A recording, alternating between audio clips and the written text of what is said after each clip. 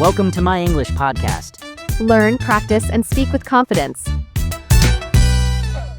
Hey there, welcome back to My English Podcast. I'm Mia. And I'm Max. Thanks so much for joining us today. We're really glad you're here because we have a topic that's going to change the way you think about learning English and maybe even life in general. Okay, here's a question. Have you ever made a mistake while speaking English and then felt super embarrassed? Or maybe you said something in class or in front of your friends and everyone looked at you like, huh? Yeah, we've all been there. In fact, I've been there many times. Same here.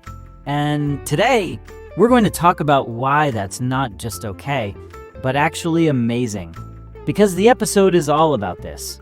Turning mistakes into growth in English and in life. Yes, this topic is close to my heart because I used to be so scared of saying something wrong. I'd just stay quiet. But I learned something important. Mistakes are not the enemy. They're the path. Exactly. So if you're someone who avoids speaking in English because you're afraid to make mistakes, this episode is for you. Actually, it's for all of us because nobody escapes making mistakes. And to help us understand how powerful mistakes can be, we've got someone really special with us today, our favorite language coach and expert, Mrs. Tina. She's helped hundreds of learners become confident in English, and she has some awesome ideas about how to turn fear into progress. Mrs. Tina, welcome back to the podcast. Thank you, Mia. Hello, Max. And hello to everyone listening. I'm really happy to be here, especially for this topic. So let's jump right in. Why do you think people are so afraid of making mistakes, especially when they're learning a new language? That's a great question, Max. I think it's because we often connect mistakes with shame. From a young age, many people are told that being wrong is bad. So when they speak a new language and say something incorrectly, they feel like they've failed. Wow, yes. I've felt that way so many times, like I wasn't smart enough or good enough. Exactly. But here's the truth. Making mistakes is one of the fastest ways to learn. Mistakes are not a sign of weakness. They are a sign of learning in progress. I love that. Can you explain a bit more? Like, how does the brain respond to mistakes? Sure. When you make a mistake and then correct it, your brain creates a stronger connection. It's called error-based learning. Basically, the mistake makes your brain pay attention. It says, oh, something's not right, and it works harder to remember the right way next time. That's so cool. So the mistake actually helps the brain focus? Yes. That's why students often remember the words or grammar they got wrong, because the correction made a big impact. If you only ever say things you're sure about, you don't grow much. But if you take risks and mess up sometimes, you'll learn faster. That changes everything. But why do people still feel so much pressure to be perfect? I think part of it is fear of judgment. Many learners worry that others will laugh or think less of them. They compare themselves to people who speak better. But the truth is, those better speakers also made mistakes. Lots of them. You know, I once said, I am boring, instead of I am bored. My teacher smiled and gently said, "Are you saying you are boring?" And I realized my mistake. They laughed. And I never made that mistake again. Haha, that's a good one. I've said, I have 25 years, instead of, I'm 25. It made my friend laugh so hard. But after that, I never forgot the correct sentence. See, that's what I mean. Those moments stay with you, and they make your learning more real. The people who improve the fastest are not the ones who make fewer mistakes. They're the ones who make more mistakes and learn from them. So true. But Mrs. Tina, how can someone change their mindset? Stop feeling bad and start feeling proud of their mistakes. Great question. I usually ask my students to do 3 things. First, notice the mistake without shame. Just say, I said it wrong. No big deal. Second, fix it and repeat it the right way. Say it again correctly so your brain hears the new version. And third, thank the mistake. Really say, thanks, mistake. You helped me grow. It sounds silly, but it builds a healthy mindset. I like that. It's kind of like being friends with your mistakes. Exactly. They're not enemies. They're your partners in progress. You know, this reminds me of something I read. It said, mistakes are proof that you're trying. That really stuck with me. That's beautiful. And honestly, if you're not making mistakes, you're probably not pushing yourself enough. Yes, Max. Language is not learned through silence. It's learned through speaking, messy, imperfect, beautiful speaking. That's so powerful. And honestly, this doesn't just apply to English, right? Not at all. It's true in all areas of life.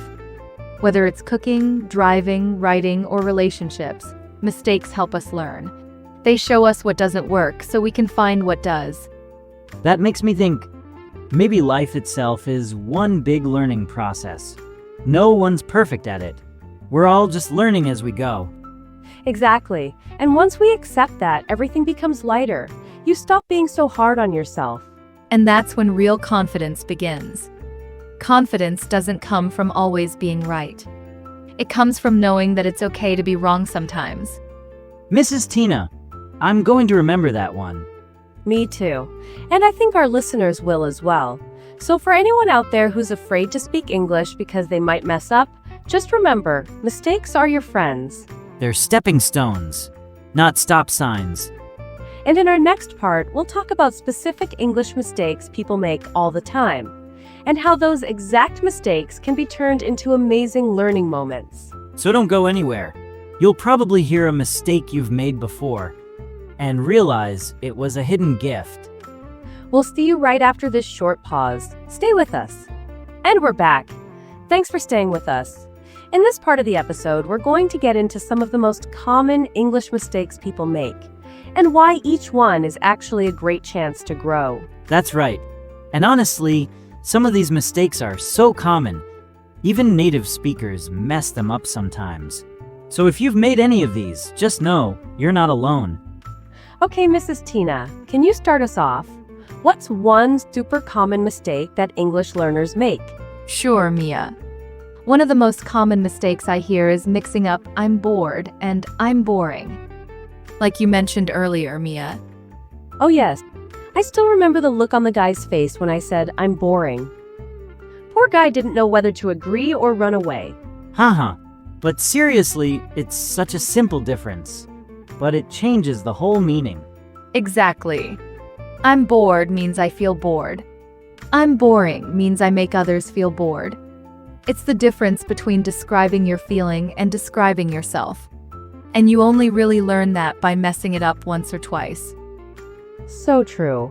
What's another one? Another very common one is saying, I have 25 years instead of I'm 25 years old. This happens because in some languages like Spanish or French, they use the verb have for age. I totally did that one. I have 25 years. And my friend was like, "What do you mean? Like, in your pocket?"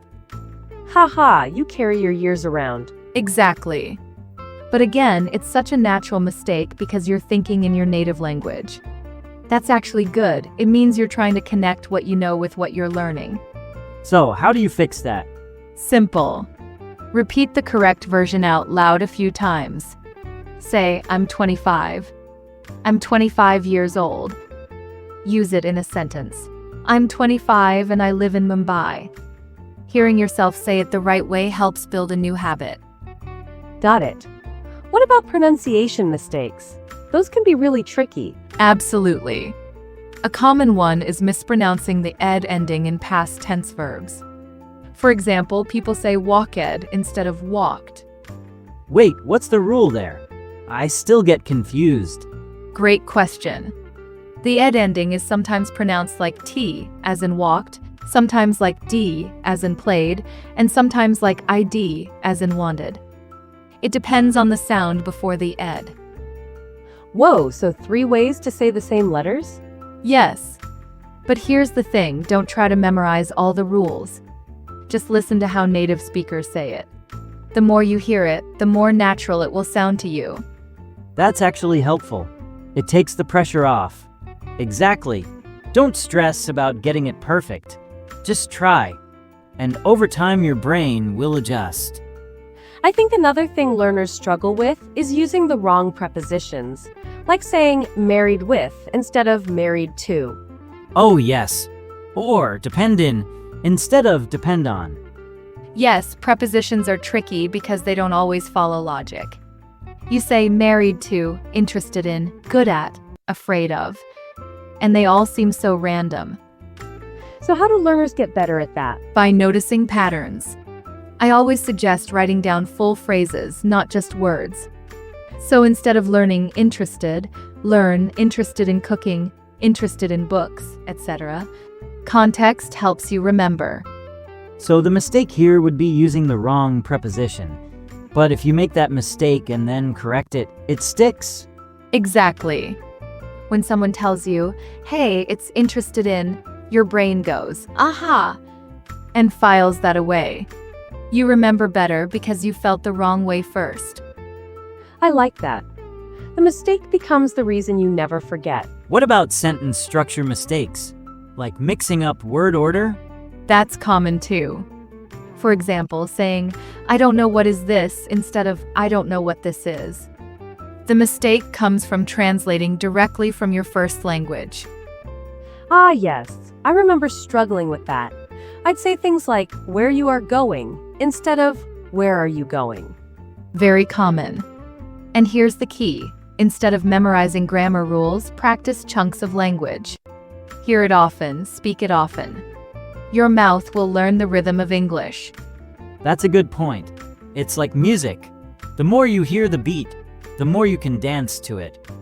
Haha, language is like dancing. I like that. Exactly. It's all about rhythm and flow. And mistakes help you hear when something is off. That's actually your brain learning the right pattern.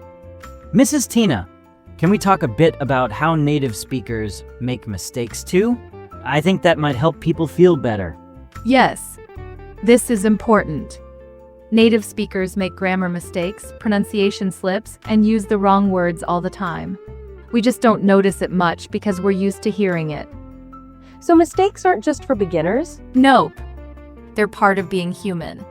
Even professional writers make spelling errors. Even teachers sometimes say less when they mean fewer. The difference is they don't let it stop them. That's really encouraging. So if I say something wrong, I'm not a failure. I'm just like everyone else. Exactly. And that mindset, seeing yourself as a learner, not a failure, is everything. So Mrs. Tina, if someone is afraid to speak in English because of mistakes, what's one thing they can do right now to start changing that? Start small. Speak out loud to yourself. Describe what you're doing. I am brushing my teeth. I am making coffee. If you mess up, smile and say it again. No one's judging you in your own room. That's actually a great idea. I've done that when I was practicing speaking. Me too. I talk to myself in the mirror sometimes. It sounds silly, but it works. It absolutely works. The goal is to get comfortable with your own voice. The more you speak, the easier it becomes. And slowly, you stop fearing mistakes. Exactly. You stop fearing them and start learning from them. This has been such a great conversation. I've learned so much, and I think our listeners are going to feel a lot more confident now. Yeah, and in the next part, we'll go even deeper. We're going to talk about how the lessons from language mistakes can help you in real life too. Yes, mistakes don't just help you grow in English, they help you grow as a person. So if you've ever felt like giving up because you keep messing up, don't miss what's coming next. We'll be right back. And trust us, it gets even better. Welcome back, friends. So far, we've talked about why making mistakes in English is not only okay, but actually really helpful. We've looked at common English mistakes and how to grow from them. And now, in this final part, we're going to talk about something even bigger. We're going to explore how the lessons you learn from language mistakes can actually help you grow in life too. Because let's be honest, life is full of mistakes. Not just in grammar or pronunciation, but in relationships, decisions, emotions, everything. Yeah, and sometimes those mistakes hurt. They make us want to hide or give up or think, I'm just not good enough. But what if every mistake you've made was actually trying to teach you something? That's what we're going to figure out, with the help of Mrs. Tina, of course. So, Mrs. Tina, we're turning the mic back to you. Can you help us connect the dots between language learning and life learning? Of course, Mia. You know, I often tell my students this. The way you treat your mistakes in English is the way you treat your mistakes in life. And what I mean is, if you're afraid of failing, you'll always stay small. But if you welcome mistakes, you'll grow in ways you never imagined. That's powerful. But a lot of people carry shame from past mistakes. How do you let that go? That's a deep question, Max. And I'll answer it by starting with this. Shame makes us believe we are the mistake. But you're not. A mistake is something you did, not something you are. That's a big difference. That really hit me. I think sometimes we carry mistakes like they define us. Yes, and that's why it's important to change how you talk to yourself. Instead of saying, "I'm so stupid for saying that," say, "That didn't come out right, but I'll try again." One sentence punishes you. The other supports you. It's like creating a safe space inside your own head. Exactly. And when you do that, you become more resilient, not just in language, but in life. Can you give us an example of how a mistake can become a life lesson? Absolutely. Let me tell you about one of my students. Her name was Alina. She came from a small village, and she was terrified of speaking English in front of others. One day in class, she said, "I cooking dinner yesterday." Everyone giggled a little, and she turned bright red. But instead of shutting down, she said, "Wait, I meant I cooked dinner yesterday." And everyone clapped for her. That's amazing. It was a small moment, but something changed in her. She told me later, "For the first time, I didn't feel broken. I felt brave." And guess what? That mindset helped her outside class too. She started speaking up at work, asking questions, making friends in English. One little grammar mistake led to a big confidence shift. That's such a beautiful story.